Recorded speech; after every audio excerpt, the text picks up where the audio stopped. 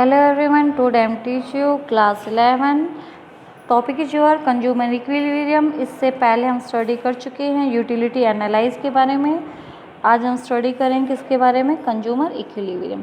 कि consumer, what you mean by consumer equilibrium, यानी कि एक ऐसा पॉइंट होता है जहाँ पर कंज्यूमर को क्या मिलता है बेटा, मैक्सिमम सेटिस्फेक्शन मिलता है। अगर कंज्यूमर मैक्सिमम सेटिस्फाइड है तो वहाँ पर वो क्या है, तो कंज्यूमर मैक्सिमम सेटिस्फाइड कहाँ होगा, जो उसकी इनकम के अकॉर्डिंग मार्केट में कोई प्रोडक्ट परचेज करे उसकी प्राइस इक्वल हो, यानी जितने वो पे करने के लिए रेडी हो। He allocate his given income to purchase और different good in a manner such that total satisfaction is maximize, यानी जो मतलब कि उसके पास जो इनकम है एलोकेट करेगा वो डिफरेंट गुड्स कि जैसे कि आपका पर्सन है, इनकम आई तो वो किस पर खर्च करेगा, एजुकेशन पे भी खर्च करेगा, ट्रांसपोर्ट पे भी खर्च करेगा, आपके क्लोथ्स वगैरह। तो इस तरीके से वो एलोकेट करेगा अपने इनकम को डिफरेंट और हर एक पॉइंट पर क्या चाहता है कंज्यूमर, मैक्सिमम सेटिस्फेक्शन चाहता है। तो margin utility analyse and consumer equilibrium के अंदर बेसिकली एक हाउ मच की कंज्यूमर को डिसाइड करना पड़ता है कि वो कितने कमोडिटी को कंज्यूम करे, बाय करे, कि जहाँ तक उसे क्या मिले, सेटिस्फेक्शन मिले। और जहाँ पर उसे सेटिस्फेक्शन मिल जाता है वही पॉइंट होता है उसका इक्विलिब्रियम के रिगार्डिंग। तो इसके रिगार्डिंग क्या होती है, डिफर सिचुएशन होती है यूटिलिटी एनालाइज के अंदर। और वही situation first one is your one commodity case या फिर a single commodity, second one is your two और मोर कमोडिटी आर कंज्यूम या टू और सेवरल। तो फर्स्ट वन सबसे पहले हम स्टडी करते हैं। First one is your single commodity consumer equilibrium. तो इसके अंदर क्या होता है, बेसिकली हमारा जो परचेजिंग यूनिट, इसके अंदर देखिए भाई कंज्यूमर है, केवल एक ही गुड्स को क्या कर रहा है, परचेज कर रहा है। जो वो मार्केट से केवल एक ही गुड्स को परचेज करता है तो वो क्या करता है, कंपेयर करता है उसकी प्राइस को और उससे मिलने वाली एक्सपेक्टेड यूटिलिटी को, यानी कि वो उस प्रोडक्ट के लिए कितने रुपए पे करा और उसे कितनी यूटिलिटी रिसीव हो रही है। यूटिलिटी मीन्स सेटिस्फेक्शन के पॉइंट के रूप से 0.75 power of A commodity is called utility, यानी वो कितने रुपए, यानी आपको 20 रुपये की प्रोडक्ट है, अगर उससे यूटिलिटी आपको 30 यूटिल के बराबर मिल रही है तो इट्स मीन्स आप उससे क्या हो, सेटिस्फाई हो, और आप क्या करोगे उसके रिगार्डिंग मोर और मोर गुड्स कंज्यूम करोगे। कब तक करोगे, जब तक आपकी यूटिलिटी किसके बराबर नहीं आ जाती, जितने रुपीज़ आप पे कर रहे हो। लेकिन उससे जैसे ही लेस हुई, ठीक है, तो आप क्या करने लग जाओगे, लेस होने पर आप उस गुड्स का कंजम्पशन का क्या कर दोगे, क्लोज कर दोगे। ठीक है, तो कंज्यूमर कंपेयर करता है किसको, बेनिफिट और कॉस्ट को, और वो जब तक he will by the unit of commodity, जब तक उसका बेनिफिट क्या हो, ग्रेटर हो या फिर एटलीस्ट इक्वल हो जितने की वो कॉस्ट पे कर रहा है। और उससे कम होने पर वो क्या करने लग जाएगा, वो गुड्स को परचेज नहीं करेगा। Equilibrium condition for a single commodity के अंदर बेसिकली नेसेसरी कंडीशन है बेटा आपकी। बेसिकली इसके अंदर 3 थिंग्स यूज होती है। First one is your price, जिसको हम डिनोट करते हैं PX से। Second one is your MUX, marginal utility of good X। Third one is your MUM, MUM means marginal utility of money.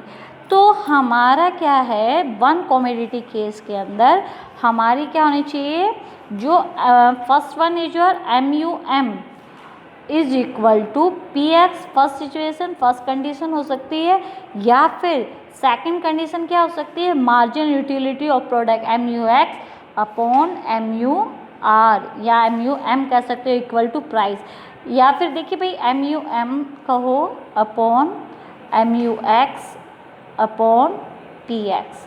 अब जब PX को इस साइड लेके जाओगे तो PX इस साइड आ जाएगा, आपका इस साइड क्या रह गया, MUX अपॉन MUM। तो ये सेम कंडीशन रह जाएगी। ठीक है, तो इसके अंदर आपकी जब हम क्या कर रहे हैं, 1 रुपीज़ या मार्जिनल यूटिलिटी ऑफ मनी जो रिप्रेजेंट करता है आपके वर्थ ऑफ रुपीज़ को, यानी आपको कितनी स्टैंडर्ड यूनिट आपको परचेज, जिसको हम यूटिलिटी के अंदर मेजरमेंट करते हैं। इवन है हमने क्या कहा, फर्स्ट कंडीशन जिसमें हमारी MU इक्वल टू प्राइस थी उसके अंदर क्या होना चाहिए कि हम उस गुड्स को तब तक परचेज करेंगे जब तक हमारी एमयूएम किसकी इक्वल हो जाती है, प्राइस की, ठीक है। और सम टाइम क्या करने लग जाती है, एमयूएम इक्वल टू जब तक हम कंज्यूम कर देते, कई बार क्या होने लग जाता है, first situation MUM equal to price है, सेकंड वन क्या है, MU is greater than price, यानी आप क्या है गुड्स कितने पे कर रहे हो, 20 रुपीज़, और आपको मार्जिनल यूटिलिटी कितनी मिल रही है, 30, ठीक है ना। तो इस सिचुएशन के अंदर आपकी मार्जिनल यूटिलिटी 30 है, प्राइस पे कर रहे हो 20, तो ये आप कब तक कंज्यूम करते जाओगे उस गुड्स को, तब तक जैसे कि आपकी 25 आई तभी भी आप गुड्स को क्या करोगे, कंजम्पशन करोगे। लेकिन जब 20 आ जाएगी margin utility equal to money equal to price, तब तक कंज्यूमर जो रैशनल कंज्यूमर है उसकी क्या करता रहेगा, additional unit of goods commodity की एज लॉन्ग एज परचेज करेगा, क्योंकि जो रैशनल कंज्यूमर होता है वो बेनिफिट लेता है कब तक, जब तक ग्रेटर देन कॉस्ट हो या फिर इक्वल टू कॉस्ट हो, तो तब तक वो एडिशनल यूनिट को क्या करता रहता है, परचेज करता रहता है। इवन हमारा जो law of diminishing margin utility है वो भी यही बताता है कि हम क्या करते हैं, मोर मोर गुड्स को तब तक परचेज करते हैं जब तक हमारी क्या नहीं होती, एमयू हमारी फॉल। सपोज कीजिए बेटा एमयू के रिगार्डिंग मैंने बताया, जैसे कि हम यूनिट है, कोई भी गुड्स हम क्या करें, कंज्यूम करते हैं, जब फर्स्ट यूनिट हम कंज्यूम करते हैं तो उसकी मार्जिनल यूटिलिटी कितनी होती है, 10, सेकेंड यूनिट पर कंज्यूम करने पर उसकी मार्जिनल यूटिलिटी फॉल, थर्ड। तो हम क्या देख रहे हैं कि हमने मोर और मोर गुड्स का कंजम्पशन इंक्रीज किया, तो एवरी पॉइंट पर हमारी मार्जिन यूटिलिटी क्या हो गई, डिक्लाइन हो गई, ठीक है। तो उसके बाद क्या है बेटा, अगर आपका क्या है, MU is less than price, आपकी क्या है, consumer first one is MUM equal to price, second one is MUM greater than price, third one is MU less than price. जो रैशनल कंज्यूमर होता है, जो गुड्स को परचेज करने से पहले कंपेयर करता है उसके बेनिफिट के कॉस्ट को, वो क्या कर देगा, रिड्यूस कर देगा कंजम्पशन ऑफ ए कमोडिटी जब MU is less than price हो, ठीक है। तो वो कब तक कंज्यूमर गुड्स को परचेज करेगा, जब तक एमयू किसके इक्वल है, हमारे प्राइस के है।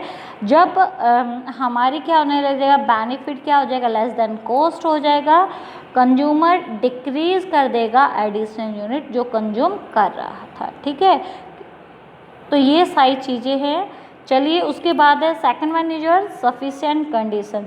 सफिशिएंट कंडीशन के अंदर क्या होता है कि टोटल गेन फॉल एज मोर और more is purchase after equilibrium, कि आपको कितना गेन होने लगेगा जब आप मोर और मोर गुड्स को परचेज करते हो। एटलीस्ट या तो आपको टोटल गेन इंक्रीज होगा या फिर उसके बाद आपका कांस्टेंट होगा। तो इसको हम क्या करते हैं, टेबल के थ्रू है अच्छी तरीके से क्लियर करते हैं। देखिए भाई ये है कंजम्पशन यूनिट, यूनिट गिवन है बेटा, first one is your unit given है 0, 1, 2, 3, 4 यूनिट है। Margin utility of x, margin utility कितनी गिवन है, फर्स्ट यूनिट पर आपकी मार्जिन यूटिलिटी 5 यूनिट है, सेकंड यूनिट पर 4 है, थर्ड यूनिट पर आपकी 3 है, फोर्थ यूनिट पर आपकी मार्जिन यूटिलिटी कितनी गिवन है, 2। तो आप यहाँ पर 1, 2, 3, 4 लिख दोगे। This one is your margin utility, first unit पर 5 आपने ड्रॉ कर ली, सेकंड यूनिट पर 4, थर्ड यूनिट पर 3 एंड फोर्थ यूनिट पर आपकी 2। इतना ड्रॉ करने के बाद ये आपको ऐसे ड्रॉ करना है, ये देखो ऐसे ड्रॉ किया है हमने, ये ड्रॉ हो चुका है। This one is your margin utility और यूनिट कंज्यूम। अब उसके बाद है एमयूएम। एमयूएम हमने क्या कहा है, एमयूएम को हम किसके इक्वल मान रहे हैं, एम के बराबर मान रहे हैं। तो 5 को हम 1 से डिवाइड करेंगे, तो 5 को जब हमने 1 से डिवाइड किया तो हमारा आंसर कितना आया, 5 आ गया। सेम एज इट इज़ 4 को 1 से डिवाइड करोगे 4, 3 को 1 से डिवाइड किया 3, 2 को, तो इसलिए हमारी एमयूएम और एमयूएक्स की वैल्यू क्या आई है बेटा, सेम। मार्केट जो गुड के हम मार्केट के अंदर सेल कर रहे हैं उसकी प्राइस कितनी है, 3। तो this one is your p x, this one is your p x, p x means your price है, and this one is your this one is your one minute, this one is your px price and this one is your marginal utility, this could be mu x, marginal utility of good x, and this one is your point of consumer equilibrium point where mu struck with price. ठीक है, तो यहाँ पर हमारी price 3 है, तो यहाँ इस पॉइंट पर हमें गेन कितना हुआ, मार्जिनल गेन कैसे कैलकुलेट करते हैं, mu माइनस प्राइस, तो 5 माइनस 3 किया तो हमारा गेन कितने का हुआ, 2 यूनिट का। सेकंड पर हमारा गेन कितना हुआ बेटा, 4 minus 3 equal to 1, 3 is 3 0, 2 is 3 minus 1। तो फर्स्ट पॉइंट पर हमें गेन कितना हुआ, टोटल गेन अगर हम कैलकुलेट करें फर्स्ट यूनिट पर हमारा गेन कितना है, 2 है, सेकंड पे 2 प्लस 1 3 यूनिट, थर्ड पे क्या है 3 प्लस 0 3 यूनिट, जिसको हम किससे टोटल गेन को हम टोटल यूटिलिटी भी कह सकते हैं, एंड 3 माइनस 1 इज 2। तो ये था हमारा टोटल गेन।